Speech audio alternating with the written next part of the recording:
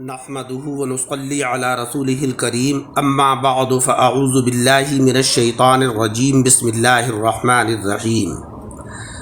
سامعین اکرام، اب تک آیت الکرسی کا ترجمہ اور اس کی مختصراً تفسیر سماعت فرمائی۔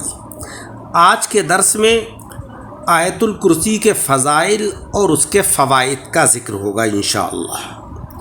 اس آیت کا نام آیت الکرسی اس لیے ہے کہ اس میں کرسی کا ذکر ہے، اور اس آیت کے بہت سے فضائل اور فوائد ہیں۔ آیت الکرسی میں اسم اعظم بھی ہے، اور وہ الحی القیوم ہے یا لا الہ الا ہو ہے۔ حضرات اولیاء کرام اسی اسم اعظم سے آن کی آن میں مشرق و مغرب طے کر لیتے ہیں۔ حضرت عیسیٰ علیہ السلام اسی اسم سے مردے زندہ فرمایا کرتے تھے۔ حدیث شریف کے اندر ہے کہ حضرت آدم علیہ السلام سید البشر ہیں، اور پیارے آقا صلی اللہ علیہ وسلم سید عرب و عجم ہیں۔ حضرت سلمان فارسی سید اہل فارس ہیں، حضرت صہیب روم کے سردار ہیں، حضرت بلال حبشے کے سردار ہیں، کوہ طور پہاڑوں کا سردار ہے، اور جمعہ سید الایام ہے، قرآن عظیم سید الکلام ہے، سورہ بقرہ سید القرآن ہے، اور آیت الکرسی سید البقر ہے۔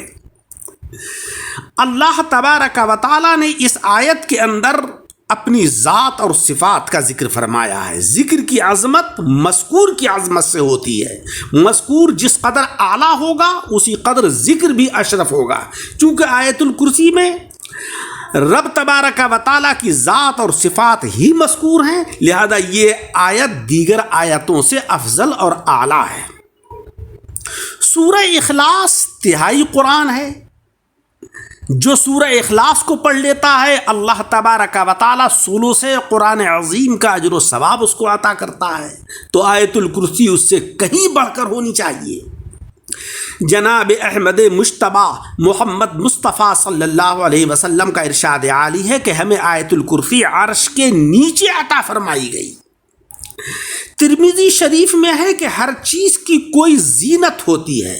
قرآن عظیم کی زینت سورہ بقر ہے، اور اس آیت کے اندر، اس سورت کے اندر آیت الکرسی جو اس سورت کی سردار ہے۔ حضرت علی رضی اللہ تعالی عنہ سے روایت ہے کہ میں نے جنگ بدر کے اندر دن میں حضور علیہ السلام کو دیکھا کہ سجدے میں سر رکھے ہوئے ہیں اور پڑھ رہے ہیں یا حیو یا قیوم، یا حیو یا قیوم، یا حیو یا قیوم۔ میں میدان میں گیا، پھر لوٹ کر آیا تو یہی پڑھتے ہوئے آپ کو پایا۔ بار بار جاتا اور آتا رہا اور یہی پڑھتا ہوا آقا علیہ السلام کو پاتا رہا، یہاں تک کہ اللہ تبارک و تعالیٰ نے بدر کے اندر ہمیں فتح عطا فرمائی۔ آیت الکرسی پڑھنے والے پر اللہ تبارک و تعالیٰ ایک فرشتہ مقرر کر دیتا ہے جو اس کی نیکیاں لکھتا ہے اور گناہ مٹاتا رہتا ہے۔ دوسرے دن کی اسی ساعت تک یہی کرتا رہتا ہے۔ حضرت علی رضی اللہ تعالیٰ عنہ فرماتے ہیں کہ جو کوئی ہر فرض نماز کے بعد آیت الکرسی پڑھ لیا کرے تو اس میں اور جنت میں صرف موت کی آڑ ہوگی کہ مرتے ہی وہ جنت میں داخل ہو جائے گا، اور آیت الکرسی کے پڑھنے پر ہمیشگی اختیار کرنے والا یعنی ہمیشہ پڑھنے والا صدیقین اور عابدین کے زمرے میں شمار ہوگا۔ جو کوئی سوتے وقت بستر پر لیٹ کر آیت الکرسی پڑھ لے تو اس کا اور اس کے پڑوسیوں کا گھر چوری، ڈکیتی اور آگ لگ جانے سے، غرض کے ساری اچانک مصیبتوں سے صبح تک محفوظ رہے گا۔ جس گھر میں آیت الکرسی پڑھی جاتی ہے اس گھر سے شیطان 1 ماہ تک اور جادوگر 40 دن تک دور رہتے ہیں۔ ایک بار حضرت ابی بن کعب رضی اللہ تعالی عنہ نے ایک جن کو پکڑ لیا اور اس سے پوچھا کہ انسان تم سے کس طریقے سے بچے، کون سی چیز ایسی ہے کہ جس کو انسان اختیار کرے اور تمہارے شر سے محفوظ رہے۔ اس نے عرض کیا کہ صبح شام آیت الکرسی پڑھ لیا کریں۔ تو صبح کو یہ واقعہ آقا علیہ السلام کی خدمت میں پیش کیا گیا تو پیارے آقا نے فرمایا کہ اس خبیث نے سچ کہا ہے، جو کوئی صبح اور شام اپنے بچوں پر آیت الکرسی پڑھ کر دم کر دے وہ شیطان اور جادو اور نظر بد سے محفوظ رہے گا۔ حضرت امام زین العابدین فرماتے ہیں کہ حضرت سیدہ فاطمہ رضی اللہ تعالی عنہا کو درد ذیل کی تکلیف تھی۔ حضور علیہ السلام نے حضرت ام سلمہ اور حضرت زینب بنت جحش کو حکم دیا کہ فاطمہ کے پاس جا کر آیت الکرسی اور سورہ فلق اور سورہ ناس پڑھیں۔ اس سے معلوم ہوا کہ آیت الکرسی درد ذیل میں مفید ہے۔ درد ذیل وہ درد ہے کہ جو خواتین کو ولادت کے وقت ہوتا ہے۔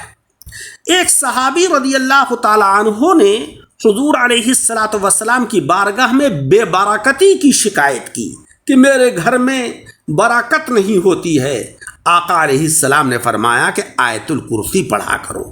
اس سے معلوم ہوا کہ آیت الکرسی برکت کے لیے مفید ہے۔ جو کوئی سوتے وقت آیت الکرسی پڑھ لے تو رات بھر 2 فرشتے اس کی حفاظت کرتے ہیں۔ جو کوئی سفر کے وقت اپنے گھر پر آیت الکرسی پڑھ کر دم کر جائے تو اس کا مال، اہل و عیال اس کی واپسی تک محفوظ رہیں گے۔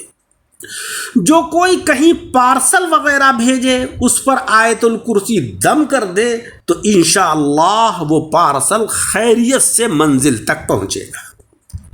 جو کوئی فجر اور مغرب کے بعد اول آخر 3 بار درود شریف اور درمیان میں 41 بار یا حیو یا قیوم یا حیو یا قیوم یا حیو یا قیوم پڑھ لیا کرے تو انشاءاللہ اسے خاتمہ بالخیر نصیب ہوگا۔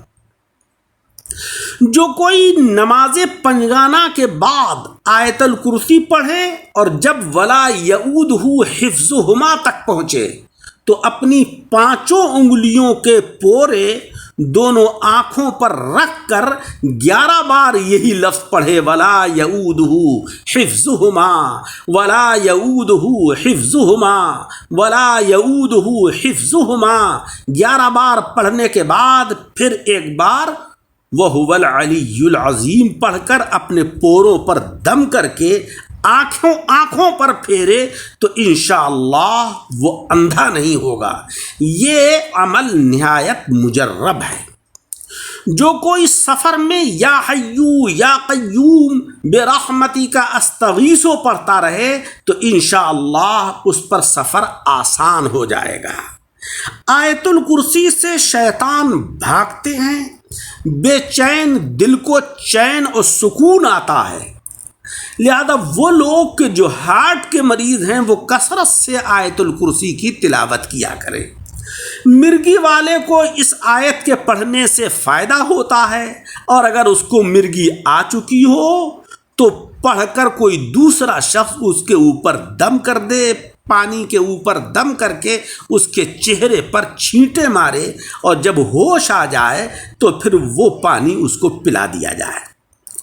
آیت الکرسی پڑھنے والے سے غصہ اور شر اور حرام شہوتیں دور ہو جاتی ہیں، ظالم کا ظلم کم ہوتا ہے۔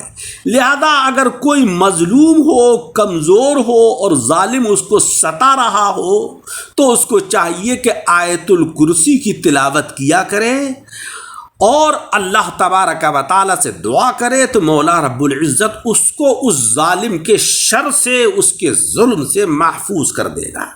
لیکن شرط یہ ہے کہ اس کے پڑھنے میں اخلاص شامل ہو، خلوص شامل ہو، نیت اللہ تبارک و تعالیٰ کی طرف کو ہو، اور یہ توجہ ہو اس بات پر کہ اس آیت میں اللہ تبارک و تعالیٰ کی ذات اور صفات کا ذکر ہے، اور ساری پریشانیوں اور مصیبتوں کو دور کرنے والی ذات اللہ تبارک و تعالیٰ کی ہے، اور جتنے بھی آرام اور سکون ہیں وہ سب مولا تبارک و تعالیٰ ہی عطا کرتا ہے۔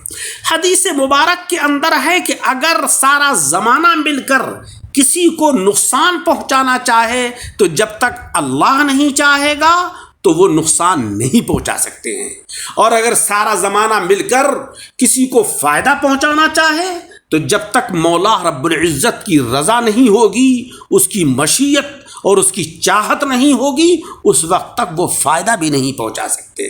لہذا عزیزوں، اللہ رب العزت کی عبادت و ریاضت کیجئے، اس کے کلام کی تلاوت کیجئے، اور اسی کی طرف کو رجوع ہو جائیے، اسی کی طرف کو توجہ کیجئے۔ یہ دنیا فانی ہے، ہر چیز فنا ہونے والی ہے، کوئی چیز بھی باقی نہیں رہے گی، اور باقی رہنے والی ذات اللہ تبارک و تعالیٰ کی ہے۔ مولا رب العزت ہمیں عمل کی توفیق عطا فرمائے۔ درس کو سن کر احباب کے ساتھ شیئر کریں، اور ہمارے یوٹیوب چینل دعوت حق درس قرآن کو لائک